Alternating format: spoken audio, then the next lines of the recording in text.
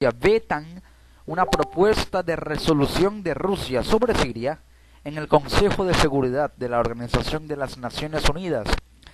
Estados Unidos y Francia, según información de la agencia de noticias EFE y la agencia de noticias rusa Sputnik News, vetaron el 8 de octubre una propuesta de resolución sobre Siria impulsada por Rusia durante una votación en el Consejo de Seguridad de Naciones Unidas. La propuesta rusa recibió 4 votos a favor, incluido el de Rusia, 9 en contra, incluidos los de Estados Unidos y Francia, que tienen poder de veto en el Consejo, y hubo 2 abstenciones. El proyecto no fue aceptado ya que no pudo obtener los votos suficientes, dijo el embajador ruso ante las Naciones Unidas Vitaly Churkin. 2 de los miembros del Consejo se abstuvieron mientras 9 votaron en contra del proyecto. Previamente, Rusia bloqueó el proyecto francés de resolución sobre Siria, tachándolo de desequilibrado y unilateral. El texto redactado por Rusia apoya la iniciativa propuesta por el enviado especial de Naciones Unidas a Siria para la negociación y los diálogos entre rebeldes y gobierno en Siria, Stefan de Mistura, para retirar a los combatientes del Frente al-Nusra, que es una organización terrorista proscrita en Rusia, de la ciudad de Alepo, e insta a implementar los acuerdos sobre Siria pactados por Estados Unidos y Rusia el 9 de septiembre. China apoyó el proyecto de resolución de Rusia sobre Siria en el Consejo de Seguridad, y es que votó a favor del proyecto que emitió Rusia sobre Siria, según declaró el embajador chino a la ONU, Liu Yeji, después de la votación. China votó a favor del proyecto de resolución y lamentamos que no se adoptara la resolución. El enviado de China elogió el proyecto de Rusia y dijo que el documento pidió cesar las hostilidades, abrir el acceso humanitario, reforzar la lucha contra el terrorismo y apoyar al enviado especial de la ONU para Siria o sobre Siria, Stefan de Mistura. Hablando del proyecto de Francia, indicó que no refleja el respeto pleno de la soberanía, la independencia, la unificación y la integridad territorial de Siria. Ambas resoluciones fueron sometidas a votación en el Consejo de Seguridad el sábado y ninguno de ellos fue aprobada. En esta situación de toma y dame, de dimes y diretes entre Rusia y Estados Unidos, ahora esto se traslada hacia el Consejo de Seguridad de la ONU. Ya de por sí, en la reunión paralela a la Asamblea General de las Naciones Unidas, hubo pronunciamientos y también propuestas muy arriesgadas con respecto a qué hacer en Siria, como por ejemplo extraer a los terroristas sin muertes de civiles, mantener un corredor para que los luchadores salgan de Alepo Oriental, una lucha larga calle por calle en Alepo, también volver a lanzar y a aplicar la cesación de hostilidades, destrabar el bloqueo a los convoys humanitarios, evitar ataques aéreos contra zonas residenciales, asegurar la entrega de ayuda humanitaria, puntos de control fronterizo para el acceso de esa ayuda humanitaria, también limitar a los vetos consecutivos de Rusia en el Consejo de Seguridad. Proyectos y propuestas que son arriesgadas porque no hay el capital político suficiente para que sean adoptadas. Es decir, se habla mucho acerca de que realmente haya una voluntad por parte de Rusia de mantener abierto el corredor humanitario y dejar de bombardear posiciones de los rebeldes que Estados Unidos apoya, pero Rusia alega y le ordena a Estados Unidos prácticamente que deje de atacar posiciones del ejército. Estados Unidos se defiende diciendo que no ataca posiciones del ejército, que no atacó a los convoys humanitarios de la ONU, pero Rusia alega que Estados Unidos está impulsando una campaña aérea,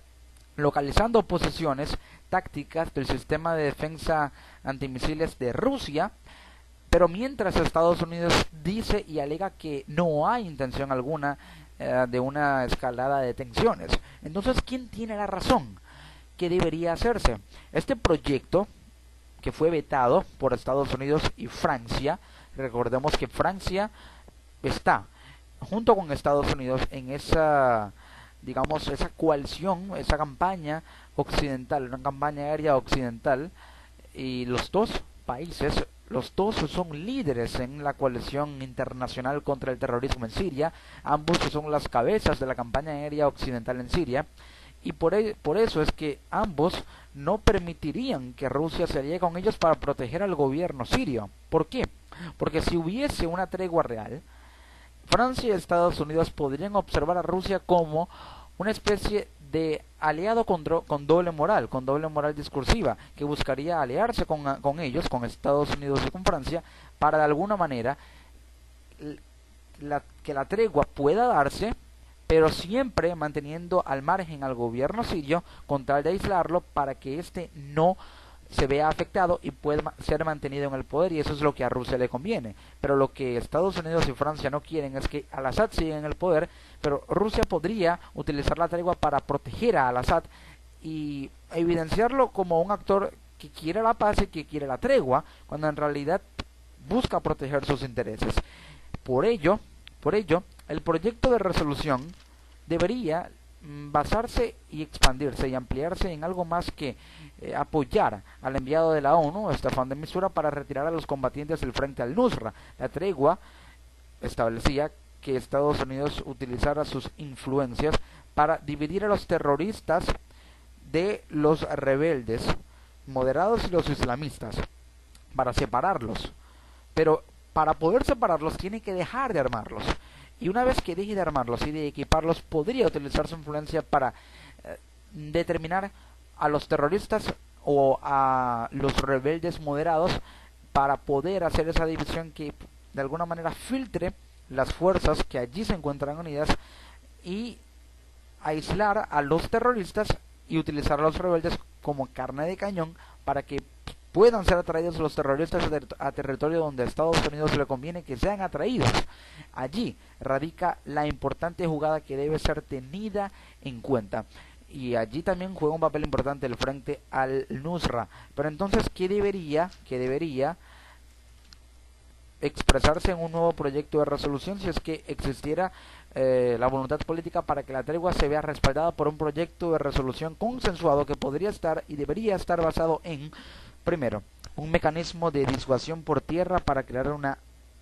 zona o un área de alto el fuego, una zona perimetral en un radio de aproximadamente 20 kilómetros, para que allí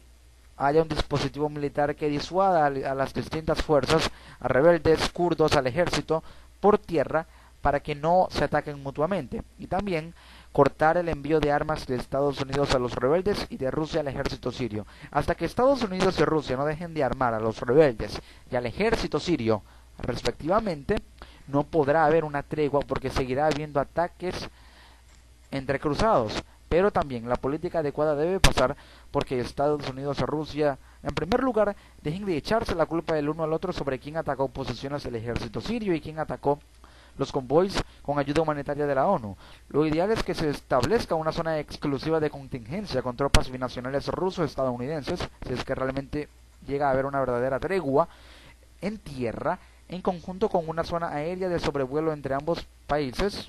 Rusia y Estados Unidos, para vigilar a los rebeldes y a los kurdos y así disuadirlos de atacarse mutuamente y al gobierno. Tanto Rusia como Estados Unidos deben usar su influencia diplomática para persuadir al régimen de Damasco de no atacar a los rebeldes y a los kurdos. Ambos deberían posicionar tropas especiales en cada depósito y almacén de armas en Alepo, Homs, Damasco, Deir el-Zor y Raqqa, y también ubicar a otro lote de tropas ruso-estadounidenses en las rutas de transporte de armas de ambos grupos, para que pueda ser cortado el flujo de artillería que se desvía a manos de Estado Islámico, y de esa forma podría reducirse su aprovisionamiento y financiamiento. Es imprescindible entender que las tensiones bajarán cuando Estados Unidos y Rusia dejen de armar a los rebeldes y al ejército, respectivamente, y trabajen en conjunto para implementar un dispositivo militar de vigilancia por tierra y aire y de bloqueo por tierra a las rutas de armas y sus depósitos, así como la apertura simultánea de canales humanitarios en el centro de las zonas que podrían someter al régimen de contingencia por la periferia, para continuar y aislar a los rebeldes, a los kurdos y a ISIS, para luego atacar al Estado Islámico por aire y frenar a los dos primeros, es decir, a los rebeldes y a los kurdos, por tierra, en un radio de acción de al menos 3 kilómetros lejos del acceso de convoys humanitarios con comida, medicinas, agua e insumos para los desplazados civiles. En eso debería centrarse la negociación y el consenso, porque debe haber consenso y unanimidad en el Consejo de Seguridad de la ONU, para que, aunado a una propuesta en la que o a través de la cual se pueda vetar, o mejor dicho, bloquear los constantes vetos de Rusia, se limite el poder de veto solamente a situaciones que así lo ameriten y no para hacer uso de beneficio con un beneficio político esta herramienta que es el veto en el Consejo de Seguridad de la ONU.